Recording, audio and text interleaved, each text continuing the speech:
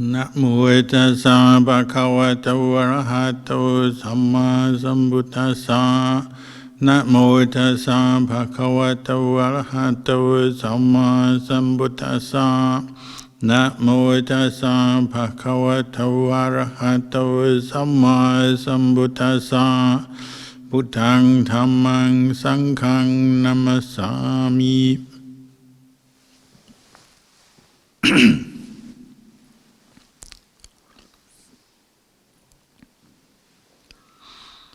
Blessings, good evening.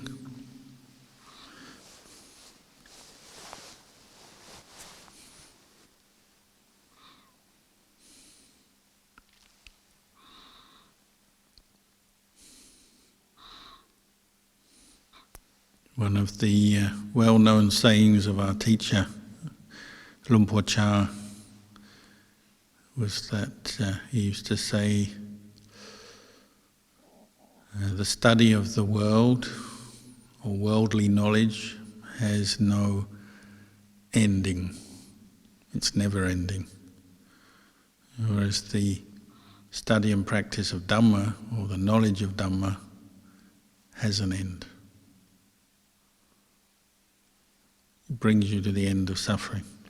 Which is a very useful reflection because so much of our life we spend learning and finding out about the world, but it's endless.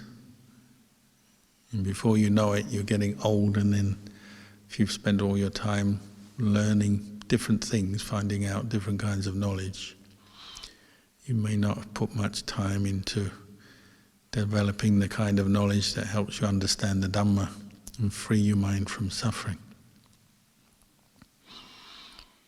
Of course, doesn't mean to say what knowledge of the world, worldly knowledge, is useless or wrong, but it's limited because it's endlessly pursuing different branches, different faculties, different areas of life, but without any ultimate purpose.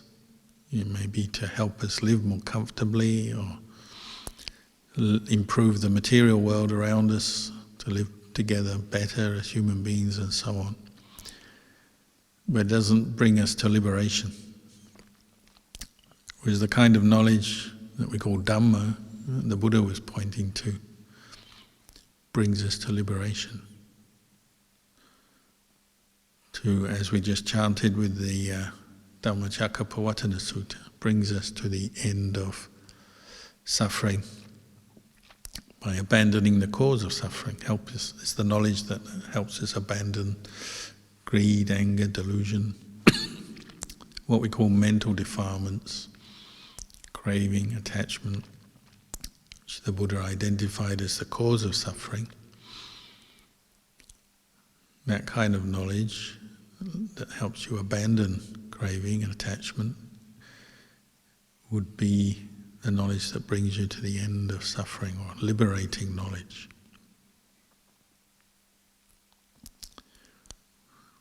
In my view, the better kind of knowledge. And we've all studied many things, learnt many things in life. But I personally, and I think many of you and other people who call themselves Buddhists maybe, would also agree that the knowledge that brings you to beyond stress or to end your stress and suffering is a very useful kind of knowledge. But it's not gained easily. It's not gained simply by reading a book or attending a talk or a lecture. Even a lecture or a talk by the Buddha might not be enough for this kind of knowledge to arise. It has to come from within, through cultivating the right qualities of heart and mind to understand things from within, observing, learning, knowing the way things are, knowing the Dhamma, knowing how suffering arises, where it comes from, and what to do about it to end it.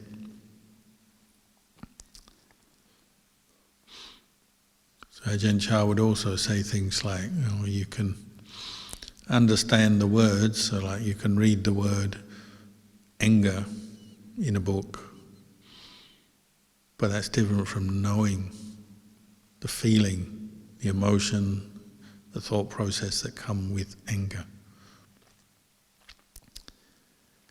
Knowing on the page is not the same as knowing in your heart. So the Buddha was encouraging us to develop this kind of direct knowledge from our experience of this body, this mind. And any knowledge we gain sort of superficially from talks, reading, lectures, thinking, to use it to support that kind of knowledge, the inner knowledge that comes from the mind itself.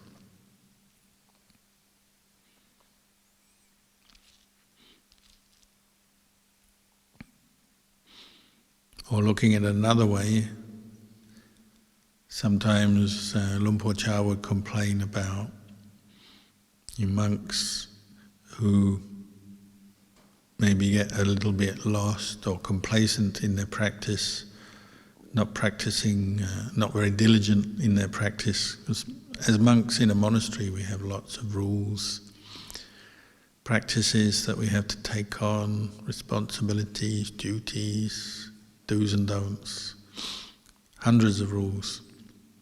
But sometimes we neglect practices or forget, or we're careless, can happen. So he said sometimes if you want to know whether the monks in a monastery are practicing, you don't have to ask them questions, you just go and have a look at the toilets. If the toilets are clean and tidy, then the monks are probably practicing quite well.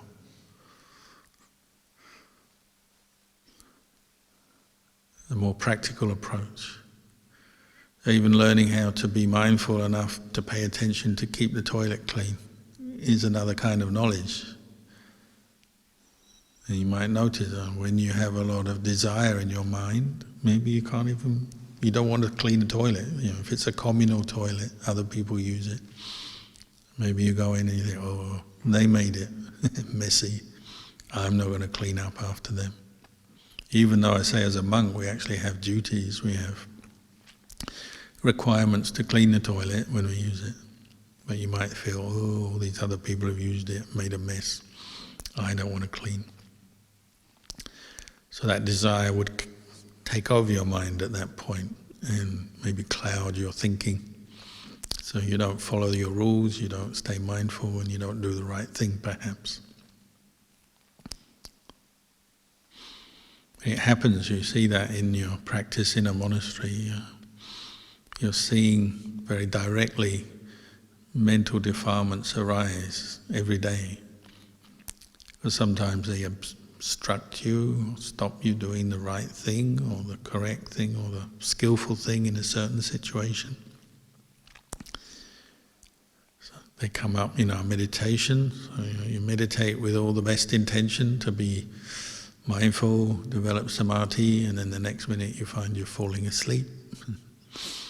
Or you're a monk, so you practice cultivating moral integrity, harmlessness, contentment, and then sometimes you find yourself being irritated, annoyed by an insect or another person, and then you've got to deal with that irritation or that aversion skillfully. So all the time in a monastery you have this opportunity to train, to observe your mind and see what the Buddha was pointing to in the Dhammacakka Sutta just now at work. To see craving arising as the cause of suffering and see, well, when you're aware enough, restrained enough, patient enough, mindful enough, perhaps you can abandon craving in a certain situation. When you recognize craving as craving, already you're halfway there to abandoning it. because you recognize what the problem is, what the cause of your suffering is. It's not always easy to abandon craving. In fact, quite often we fail. We know craving is lurking in the back of our mind and still we're not ready to let it go. But if you have an inkling or there's some recognition of craving at work, well, that's the first step, recognizing it as a cause of suffering, and then you look for a way to overcome it, abandon it, or even kill it or destroy it. Sometimes the Buddha would be very clear to help us know exactly what we have to do with craving, because part of the mind wants to keep it. Like a pet, you want to sort of feed it and keep it because you're enjoying it, but craving ultimately leads us to suffering. When you see that, you know that for sure, then you're ready to completely abandon it, end it.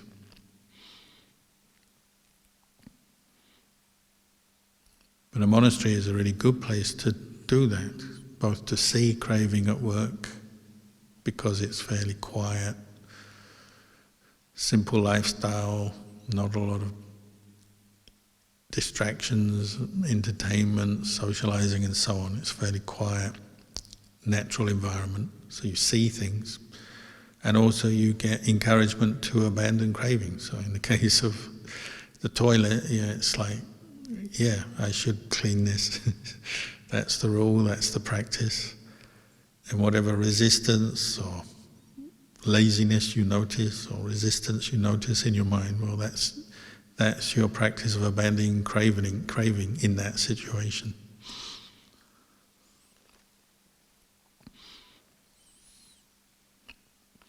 One thing the Buddha pointed out about craving is that you have to get to the point where you delight in abandoning greed, anger, delusion, craving, attachment. You have to delight in it, enjoy it, find fun in it. And that's hard because so many of our cravings and attachments are very personal, we hold dear. We either don't recognize them for what they are, or even if we do, we're just not ready to let it go. And we say it, we say, I've got so many cravings, I can't abandon them. That means we're not yet delighting in abandoning or letting go. We're delighting in holding on. And then the Buddha pointed out, if you keep holding on, you're going to suffer. With anger, perhaps it's most obvious. You dwell on anger, something that makes you angry. You have an angry attitude or a memory that keeps bringing up, stimulating angry thoughts. You have a feeling that's associated with anger. If you keep holding on to that, you'll keep suffering. If you keep reacting with aversion, with craving, you'll suffer. Many people find that fairly obvious. Not always, but it's fairly obvious. Especially if you're in a place like a monastery or you're associating with fellow practitioners who are also doing the same kind of practice, then something like anger starts to seem out of place. So it's easier to delight in letting it go. Instead of taking your anger out on somebody else or something else or on yourself, you delight in frustrating the anger, not giving in to the angry thoughts, but letting them go, not letting the painful feeling that stimulates anger stay in your mind. You quickly notice it and then let it go as quickly as you can. You have to really enjoy it if you're going to do that successfully. You have to delight in it or see it as a good thing and want to do that. Even anger, we're looking for excuses, aren't we? When things go wrong, we say, this has gone wrong, I made a mistake, or that person annoyed me, or this situation is bad for me. So we always have our excuses and our reasons why we're angry. As long as those are up front in our mind in a situation, then you're not yet delighting in letting go of anger. You're still looking for reasons to hold on. I should be angry. I didn't get what I want, just as we recited just now. What is dukkha? Well, one part of dukkha is not getting what you want. So I didn't get what I want, so I should be angry.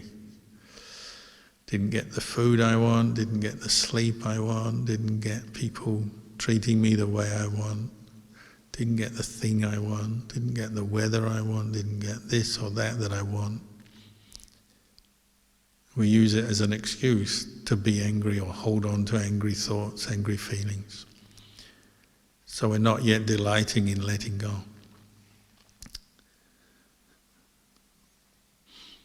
Perhaps a little harder is desire for the things we like, pleasure, what we call sensual desire, kama raka, kama tanha.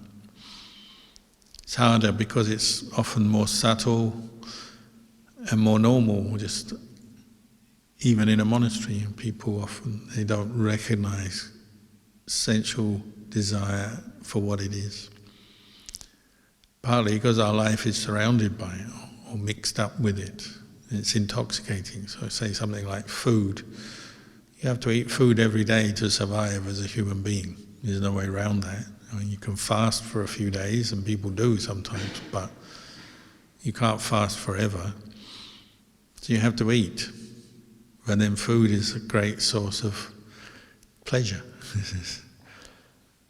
So you face food every day, straight away that can stimulate sensual desire.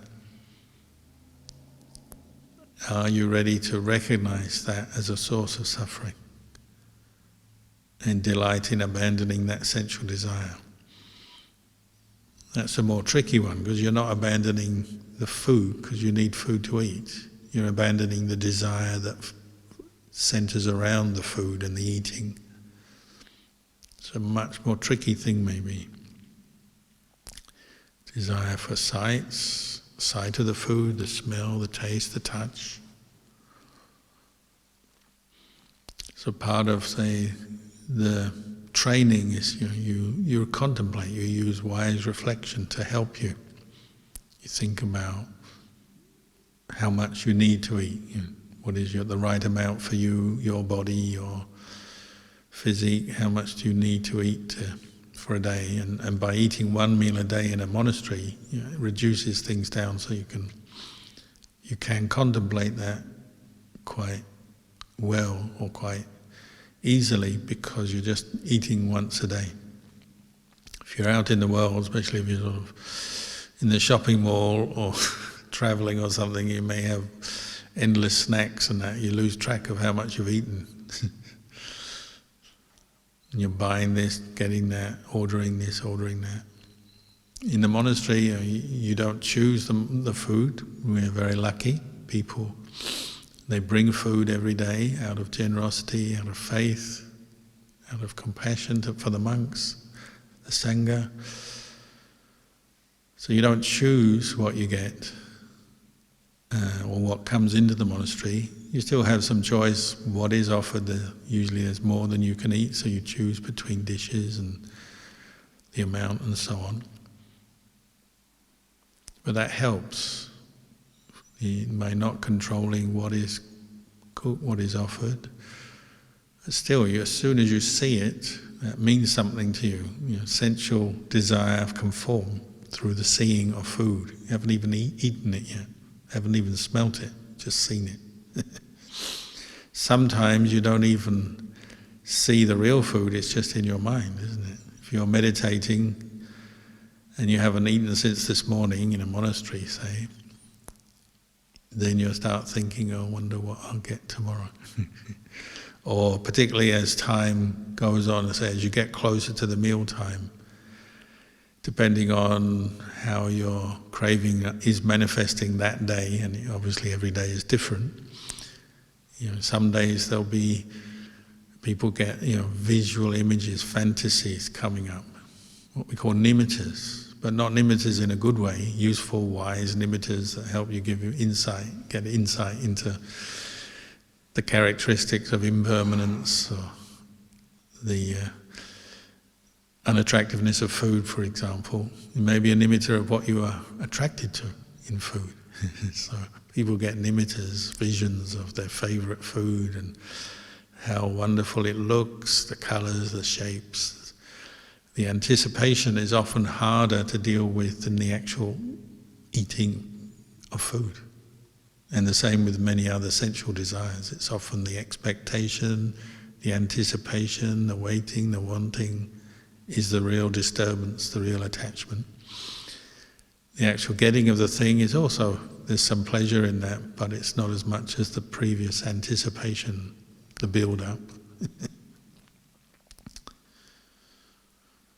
So there's sights, there's sounds, even the sound of maybe the preparation of food. If you ever hear food being cooked, the crackle of the oil in the pan, the clatter of dishes, even the certain sounds associated with food.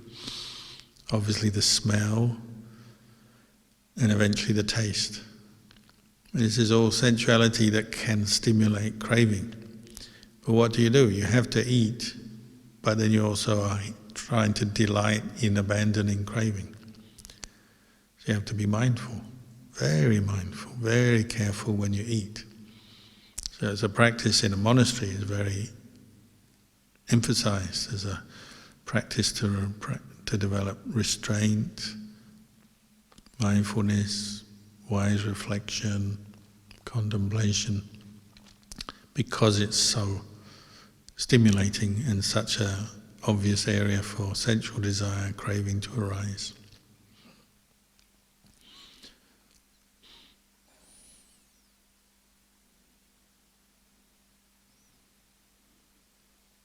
Yeah, the Buddha actually once gave a definition of heedfulness. The monk who is heedful, they contemplate every spoonful of rice they receive on alms round. Every day we go on alms round, we receive food in different forms, but one of the most common forms is spoonful of rice. Every spoonful should become the basis for heedfulness, carefulness, mindfulness, wise reflection. On so many levels, you receive the food as a gift from those with faith and kindness. They've had to sacrifice to give you your food as a monk. You don't pay for it. It's given freely out of the kindness of laity. So every mouthful or every spoonful should be a basis for heedfulness, the Buddha said.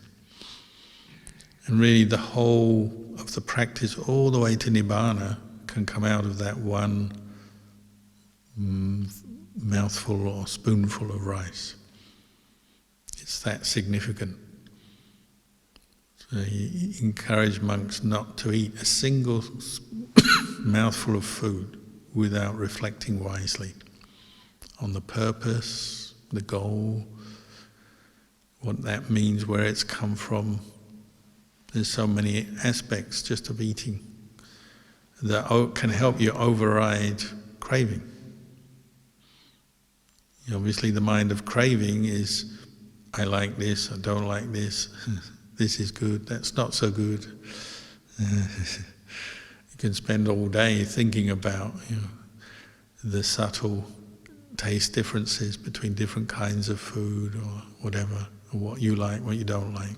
That's when craving takes over. It's intoxicating.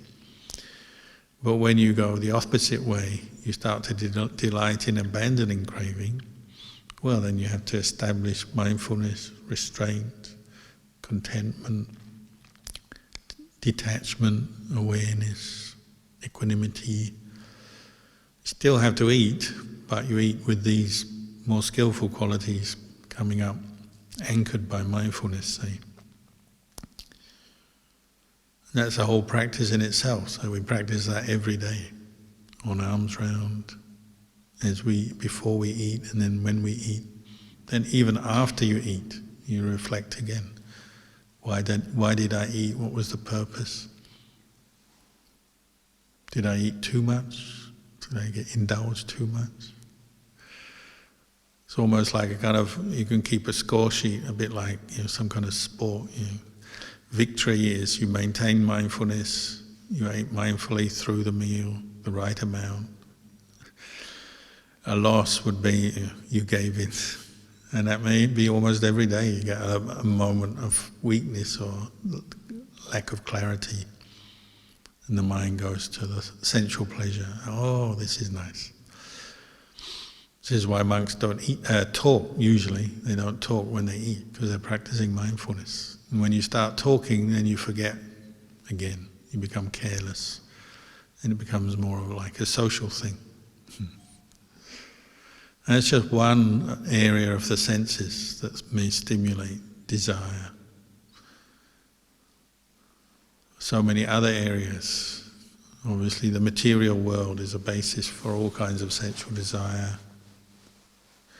Possessions, dwellings, robes, even robes, we have one set of robes, but you can become obsessed with the colour of your robe, especially when you're sewing new robes or dyeing robes.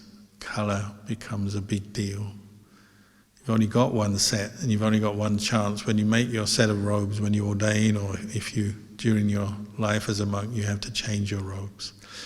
You sew a new set, maybe you have to dye it. You've only got one chance, so you want to get it right. Because if you get the colour wrong, or you sew badly, or make a mess of your robes, then you're going to have to live with that. So that can bring up a lot of craving and attachment. You've got to get it right.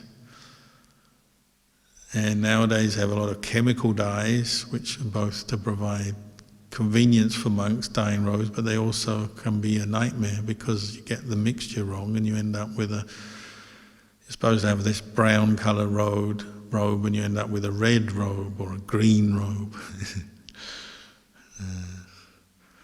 So in Thailand they have a lizard called the Jinglan, which is green. So if the monk gets his robe mixture, the colour, the dye colour wrong, they call him the Jinglan, the lizard monk. Or like me, when I first made my first set of robes, you had to,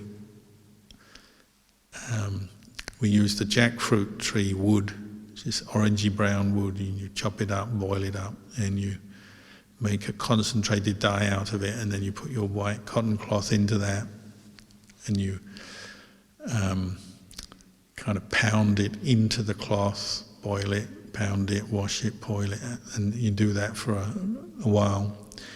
But you never get a really strong colour to start with. The colour comes over time by repeated dyeing over a period maybe of weeks or months.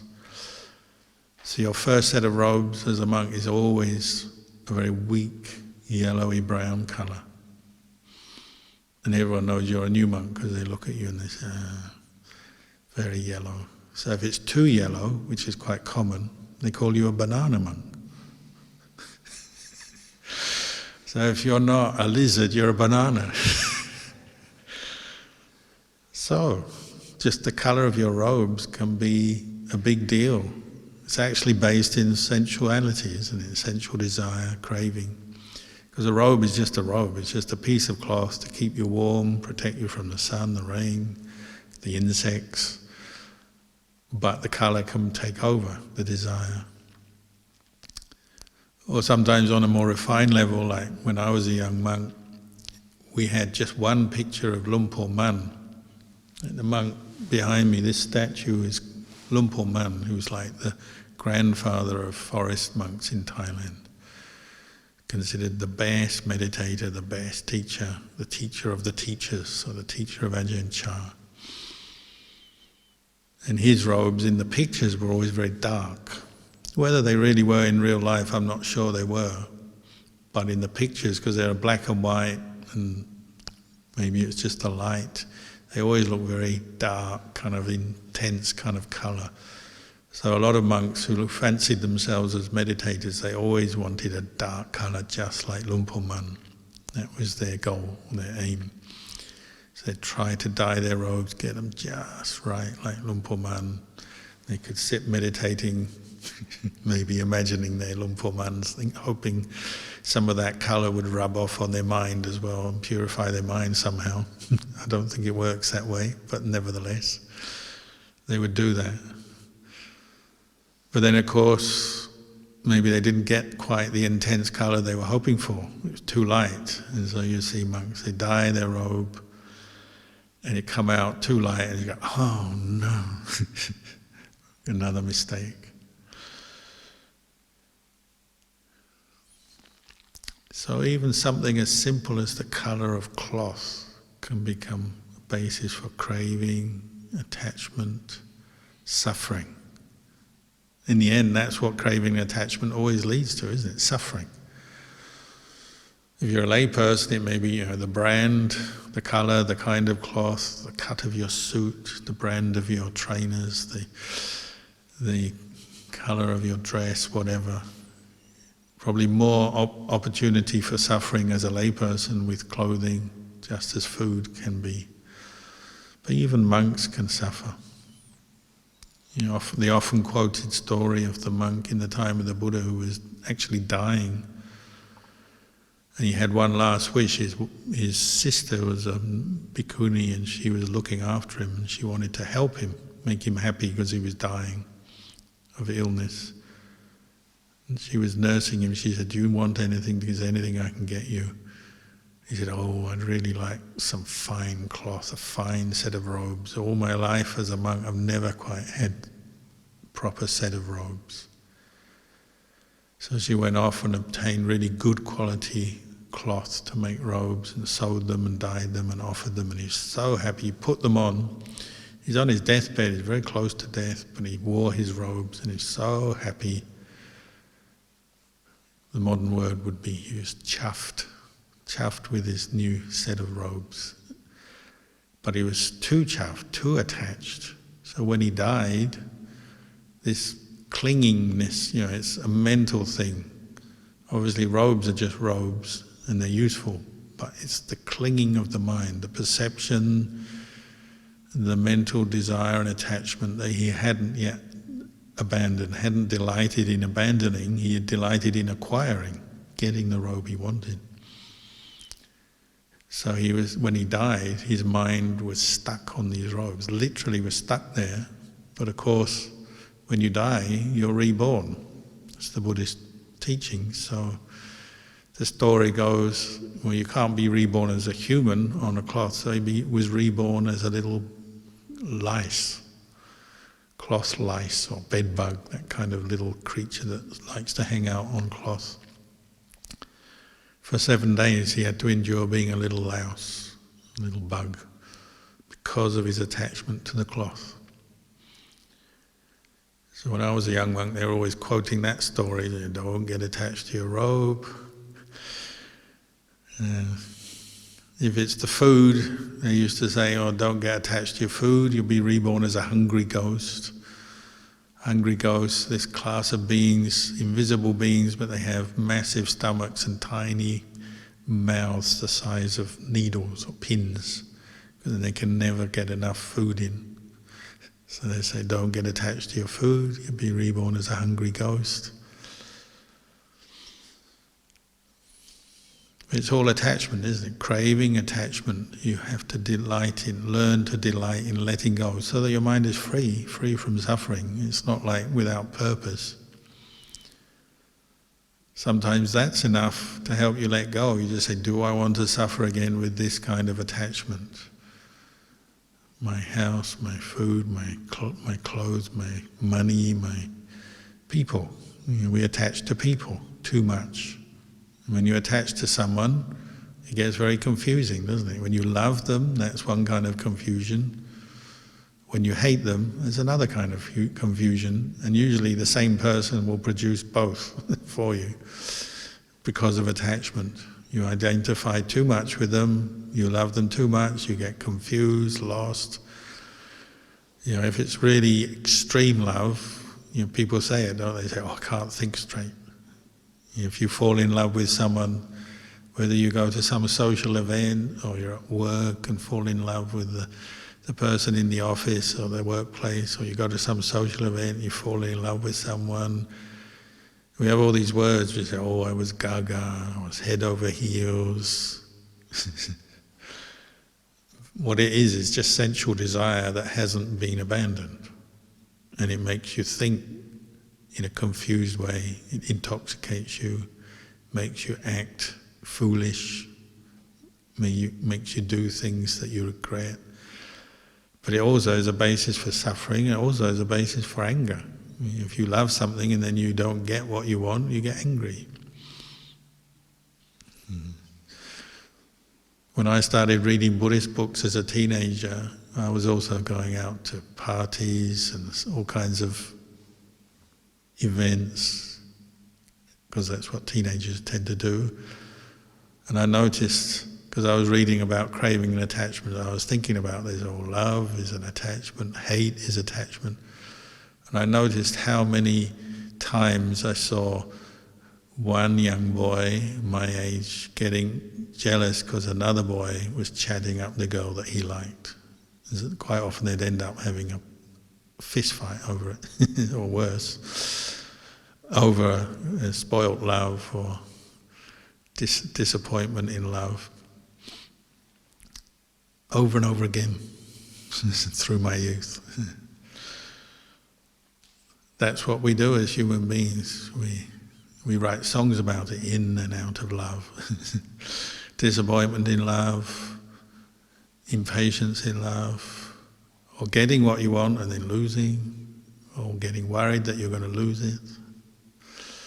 That's just the young love. It goes on through our life. Maybe later it turns into love and hate to do with kids, friends, and so on. But it's rooted in sensual desire.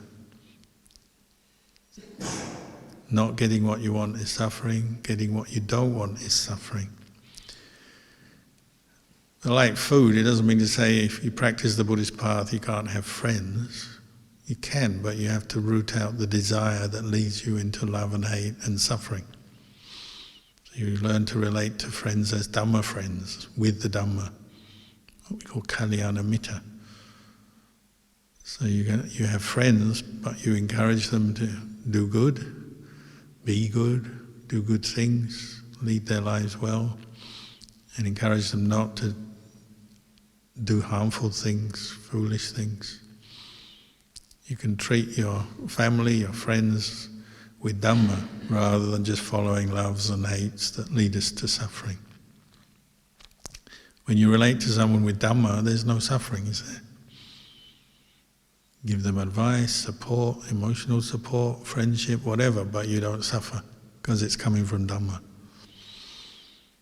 If you're delighting in giving up craving and attachment, you can do that. Because if you give up craving and attachment, what's left? It's always the Dhamma, isn't it? Sila, Dhamma, mindfulness, wisdom. So whether it's the material world, family, people, or yourself, it's the hardest one of all, isn't it? Who do we love most is ourself. Whatever we say about loving other people, we actually love ourselves the most. So that's where we also have to relate with Dhamma. And if you can delight in abandoning craving, attachment, love, hate, you can treat yourself with Dhamma.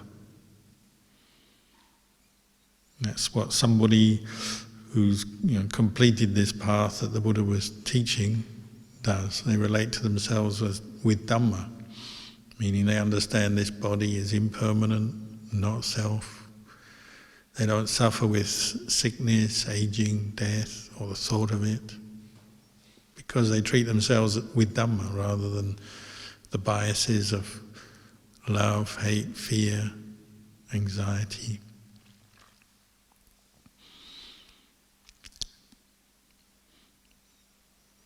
So this is a path we're developing where we're learning to delight in abandoning, relinquishment, letting go. And maybe I'll leave that with you for your reflection tonight.